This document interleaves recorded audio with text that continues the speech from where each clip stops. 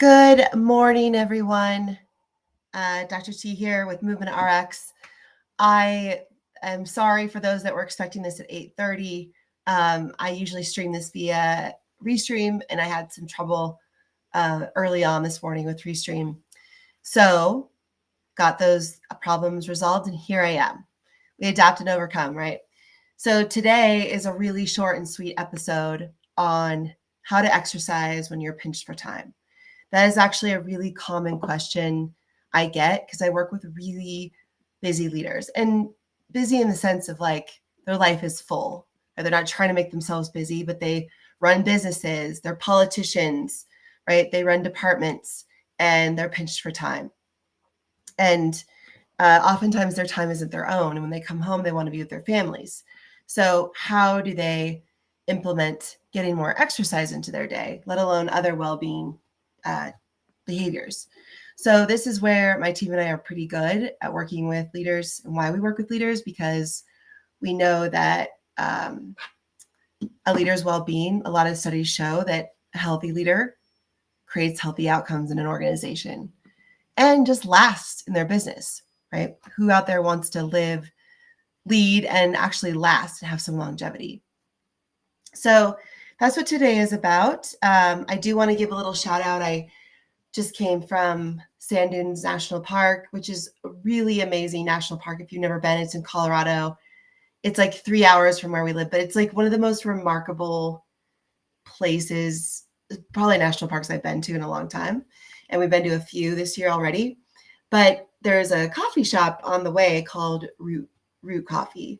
And they have these amazing swag there. So root for those that are around you. And that's like their whole premise is like root for the people around you, lift people up. And so I'm sporting some of their swag today. I'm a big trucker hat lady, especially when I travel. And today I get to travel to Washington, D.C. to give a keynote at the Women's Military Memorial Museum tomorrow in Arlington, which I'm really excited for. It's with NOVA, the Northern Virginia Chamber of Commerce, and Zero Mills, so a company that we Movement RX have partnered with to work with larger organizations to help veterans and military thrive. So very exciting group that's led by Kevin Schmiegel and Paul Susanato, which I'm hoping I'm saying your name right, Paul. They're both Marines. So we have a good time working together. All right, let's get this party started. Dr. Marissa is going to be in the chat, which is going to be great to answer any questions. But again, this is going to be short and sweet today. And if you do have any questions regarding what I'm presenting on, feel free to reach out, because I do have a lifestyle RX that I can give you. If you reach out, email me. My email is Teresa, THERESA .Larson @movement-rx.com. I can give you that lifestyle RX and we can have a chat on how to help you where you're at as a leader. So, okay. Let's define exercise, first of all.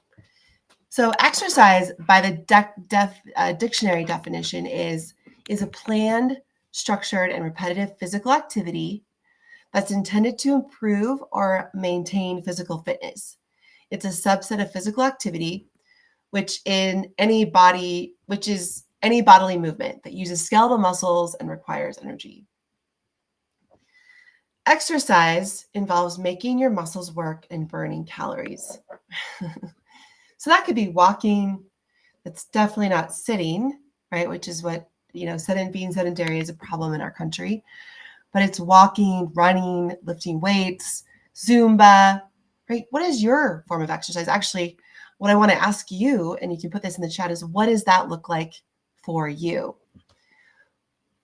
So that's a question I want to ask you. And Marissa, if you want to put that in the chat too, what makes you happy exercising?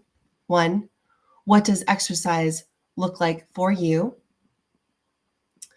But those are the two big ones, right? Being happy when you're doing exercise is important. If you don't like being in a CrossFit gym or lifting weights around other people, then what is it for you? You got to find that. I do not like being around people. As a matter of fact, I'm around people so much with my work that I love quiet and solitude. So I built my own home gym. Sometimes I'll go to a gym, but very rarely. I like working out by myself and running by myself.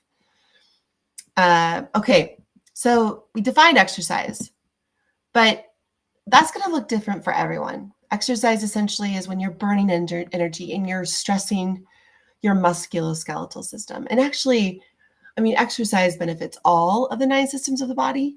Right? You can look them up. Look up all 9 systems. There's the skin, there's the heart, there's the lungs, there's the digestion, reproductive. It influences all of them. It actually is like the #1 longevity drug that you can give yourselves. Nothing else, no other drug can replicate what exercise gives you. All right, so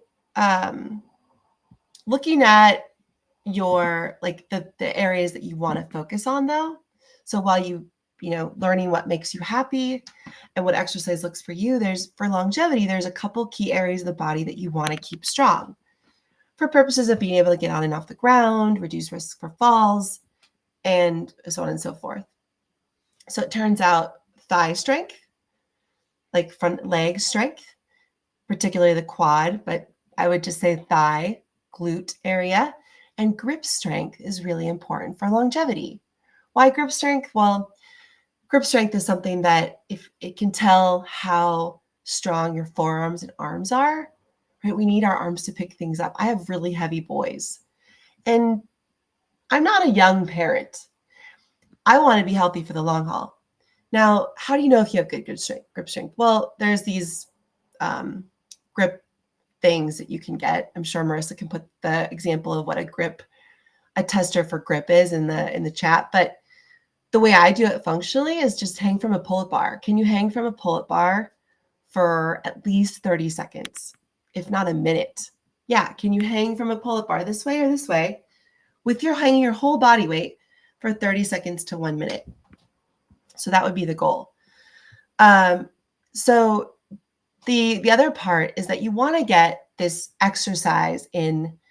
There's 2 different components. So the leg strength and the grip strength are important. And those 2 areas, right, you can work on during your resistance training days, which actually needs to be about 2 of your days, 2 days per week at least. And that's full body type work, like doing compound movements like squats and hinging. So even if you don't want to be in a gym and you don't want to do weightlifting per se around other people, doing resistance training is going to be important. So finding a place that makes you happy to do it is going to be important, even if you don't feel like it. So compound movements are important that strengthen your lower body and your upper body. Compound movements are things that use multiple joints. And you want to do that at least a couple days a week. And then ideally, you want to also strengthen your heart. So not only just your musculoskeletal system, but your heart. And that requires getting your heart rate up. And there's a lot of information now about zone 2. And zone 2 is actually helpful because it tells you, like, zone 2 is basically, can you work out and still talk a little bit, but it's uncomfortable. So you know your heart rate's up. So I went for a jog this morning around my subdivision, which is at 8,000 feet to 9,000 feet. So it's about 1,000 feet elevation gain in my own subdivision.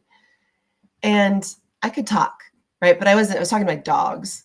I didn't want to, but I could. And I was still breathy. So I know I was in zone 2. And you want to get at least 150 minutes of that zone 2 in a week. Right? So break that up into the course of 7 days or 3 days. What does that look like for you? It's really not that much time.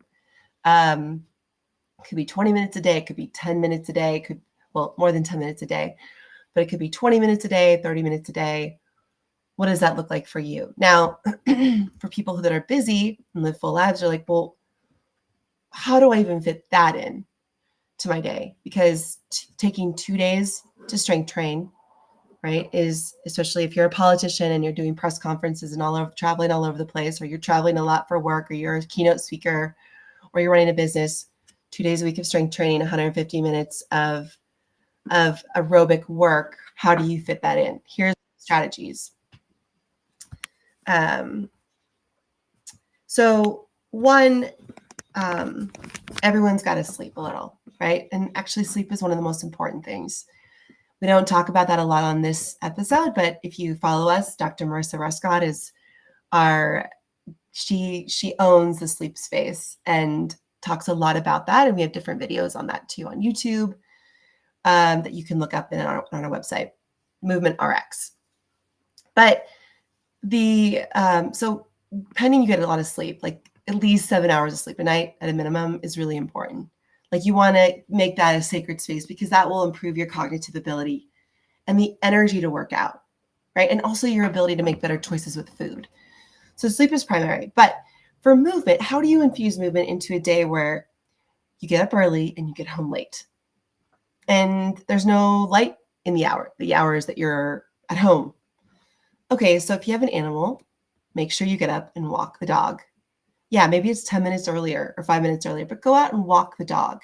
But when you walk the dog, walk a little bit faster than you normally would. You know, instead of at an easy pace, get that dog hustling a little bit. Like walk faster. Get that heart rate up a little bit. And time yourself. Like, are you out for a 15-minute walk, a 20-minute walk, right?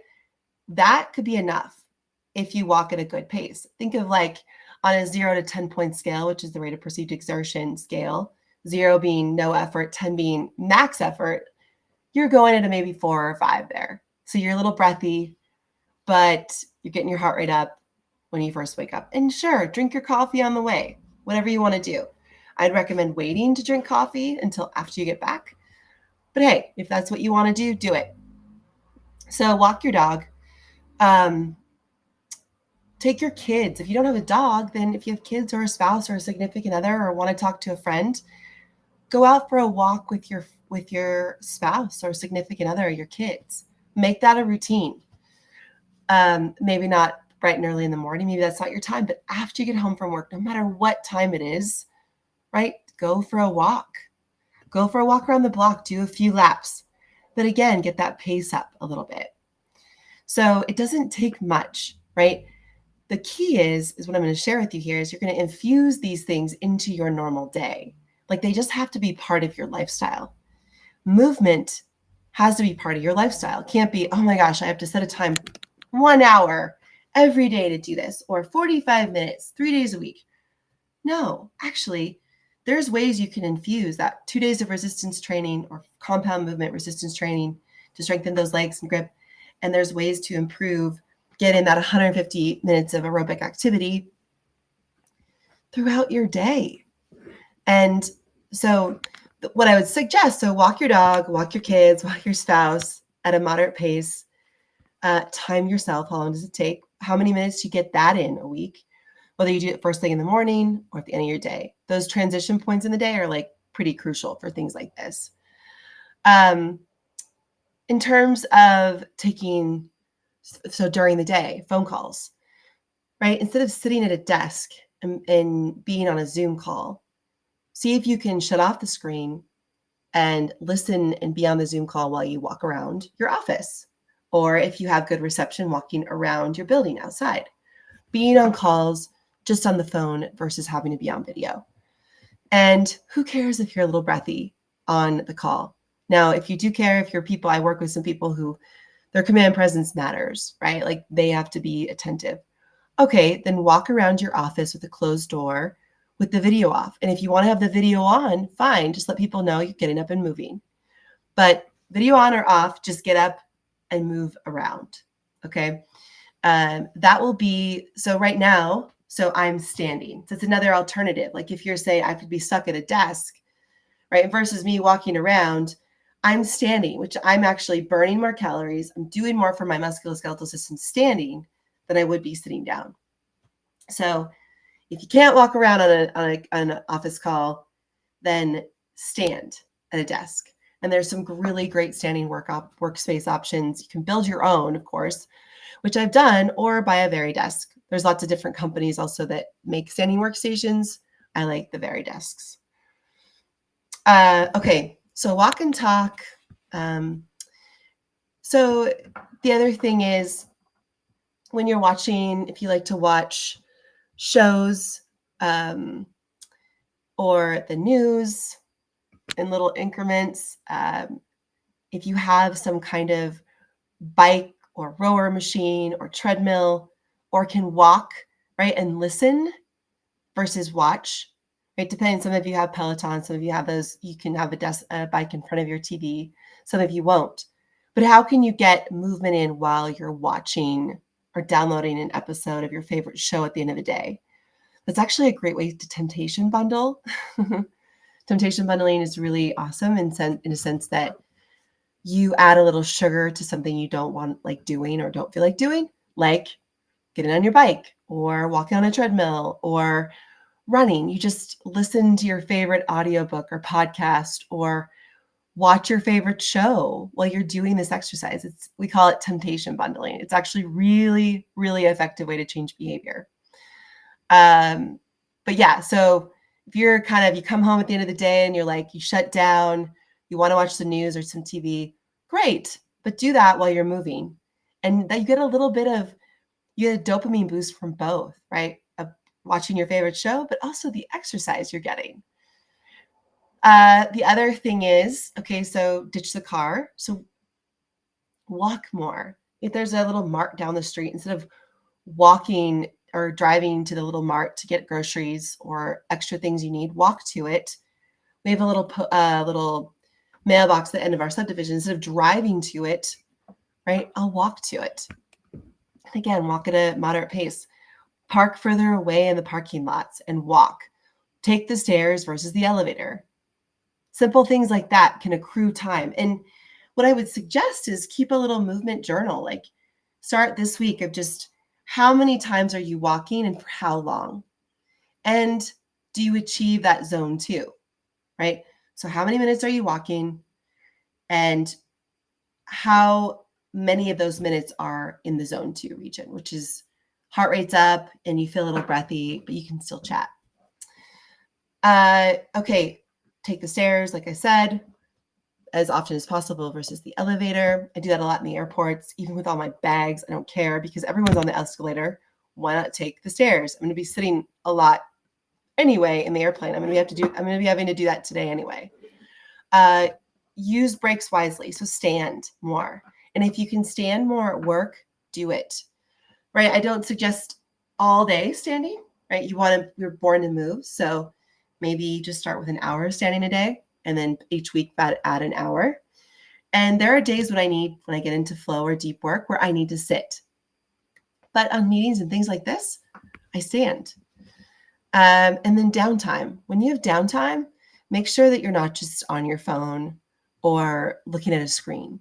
Being sedentary, again, get up and move around, stretch a little bit, go down and take a flight of stairs, come back up. Again, infusing it into your workday, right? I didn't even suggest when I started giving these little tips that you set an hour aside for lunch to work out. I'm just saying ways you can infuse movement into your normal working day. Most smartwatches these days also can share the step count, which is also helpful. Goal of a step count is 8,000 to 10,000 steps. All right. That's going to be key for you too, is getting those 8,000 to 10,000 steps. And ideally the half of those steps of 8,000 to 10,000 are in the zone 2 region where your heart rate is a bit up and you're a little breathy. Okay. So hence taking the stairs, walking a little faster, parking further away. Okay.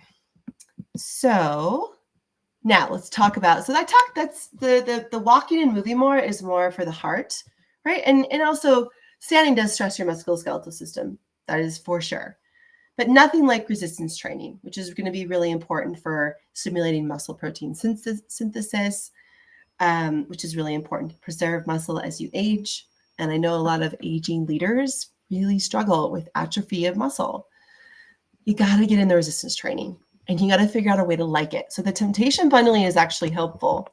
So maybe after you get home from work and you're tired, right? Of course, you're going to be tired.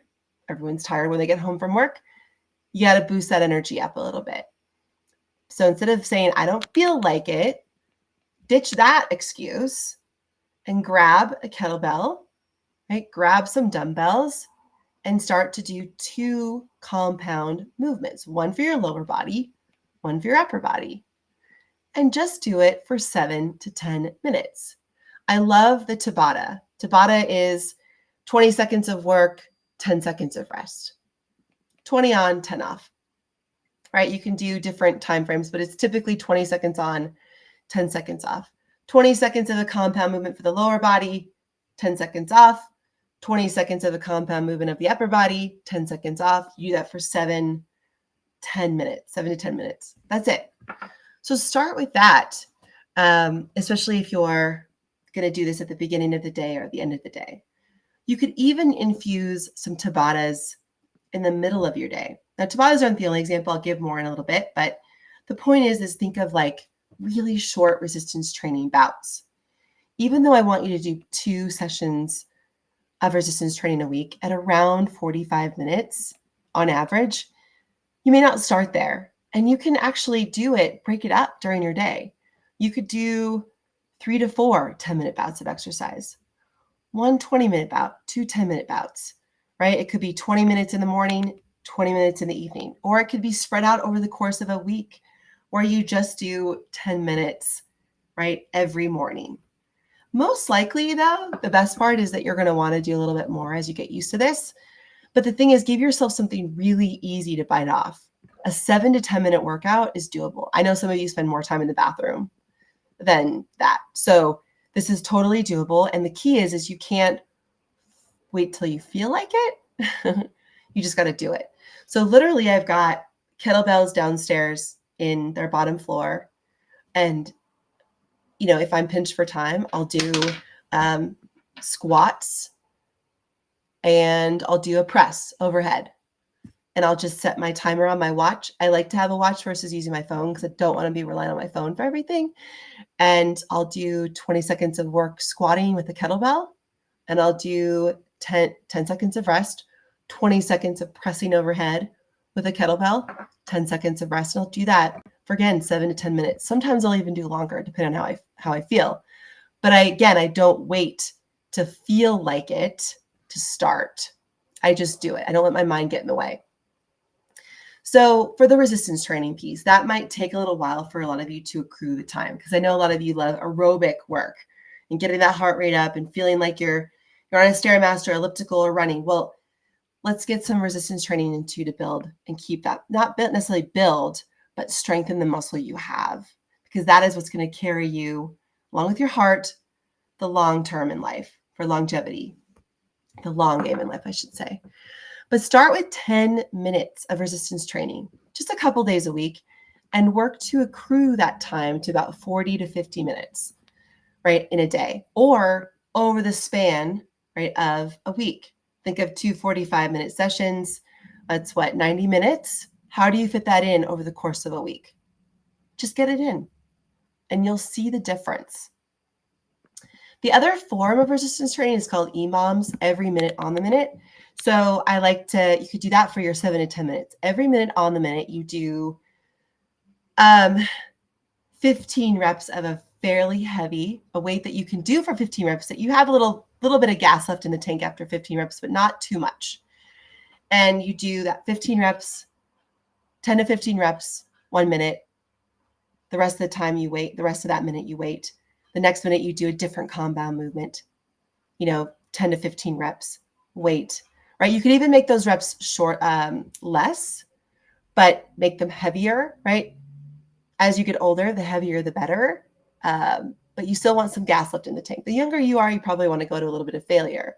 But the point is you want those reps to be hard and to take you about 30 seconds to 40 seconds, right? So you have about 20 to 30 seconds of rest every minute on the minute for 7 to 10 minutes. I guess you should be even because you're doing 2 different movements, 8 to 10 minutes, right? That's your resistance training. So I love Tabatas, 20 seconds on, 10 seconds off, or EMOMs, every minute on the minute. 2 different compound movements, 1 for the lower body, 1 for the upper body. And again, compound movements are those that express full body. Or I should say, compound movements challenge multiple joints versus just one. We don't need to be just doing bicep curls for 20 seconds, right? Or toe lifts for 20 seconds. Let's use our full body. okay, for these movements. Okay, so the last thing I want to share with you is that cognitive function. So the benefit of exercise, there's so many benefits. One, it improves your longevity. It's the thing that, resistance training and building your heart strength, strengthening your muscles and building your heart strength come from exercise, aerobic work, and strength work. And that's the very thing that's going to carry you through life. Super important. But it improves your cognitive function too by upwards of 30%. So think about a big event coming up or a meeting, right? You want your cognitive function to be high. So you got to move. Think of 20 minutes of movement before that big meeting. What about letter? Like that's at least one letter grade for a student who moves more before a test. That's pretty significant. So it improves your creativity by 60%. It helps create a pattern interrupt if you're kind of stuck on a problem or stuck, feeling a little lethargic. Get up and move quickly, move with a meaning, get your heart rate up. That will also help you change what's going on in your brain, the lethargy, the fog, but also help you clear your brain for, what's next. It even can help you solve a problem. And then think of we work best in 90-minute work blocks. Now you think our circadian rhythm, we go in 90-minute cycles, REM, deep sleep, all that. It's 90-minute cycles. Same with how we work. We work better in 90-minute increments. So think about if you stand for 90 minutes, great, then move around after that. Because just standing in one place is sedentary. After standing for 90 minutes, move around, walk around for 10 to 15 minutes. So every 90-minute work block, whether you're sitting or standing, move around for 10 or 15 minutes after. That's going to be really healthy for you. Now, I know a lot of people are stuck to Zooms and calls all day. See if you can switch to more of the phone call or listening in, unless you have to be face-to-face. You might have to have a talk with your manager or boss too. But leaders out there, you can also implement this in your workspace. Allow people to get up and move around. And so that's going to be huge. I know for the days that I do work and have to do deep work, thinking work or flow type work, those 90-minute increments are really important to preserve, but not go beyond that before I got to give myself a break. So to recap, we talked about how to get exercise in when you're pinched for time. All of you are pinched for time. I know that. First of all, you got to want it. You got to want to exercise and understand why exercise is important, right? If you want to last a long time and preserve the beautiful muscle you have and strengthen it, as well as be healthy and probably look a lot younger than most of your peers as you age, well, it will help you look a lot younger because exercise will do that for you. Then that's a good thing. But you got to want it. And you got to keep that why in mind. And regardless how busy you are, there are ways to infuse movement into your day, right? I gave you some of those big tips. Just getting your heart rate up to that zone 2 can be your 150 minutes of aerobic exercise. Yeah, you're not going to be winning marathons anytime soon, but it will very much significantly help you. We call it the unplanned movement. That unplanned movement is significant. Just the movement you get on work calls, between 90-minute work blocks, taking the stairs, parking further away, the morning walk with the family or the dog, the evening walk, and then the 2 days of exercise resistance training that you need to get. 2 days, meaning 45 to 50 minutes of full body training.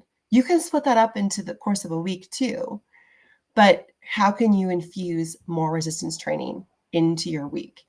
Could be a lunchtime, right? It could be the morning, grab that kettlebell, do 2 compound movements, grab that kettlebell or dumbbell in the evening, do 2 compound movements. Start with just 10 minutes. And then each week, accrue time by 5 minutes, right? Just 2 days a week. Or if you want to spread it over the course of a week, fine. But find those transition points in your day. And before your mind tells you, I'm too tired, I don't feel like it, jump right into it. Remember, you got to want it. And you got to work past that. I don't feel like it. This morning, getting up and going for a run, I definitely didn't feel like it. But I had in mind, I want it. I want to improve here. And I've also got a big race coming up. That's another way to help you kind of get these skills going. But if you make it part of your day, right? It makes it way better than saying, oh, I got to set a time, 30 minutes to commute to the gym, to do an hour workout, 30 minutes to commute back. That's just not reasonable.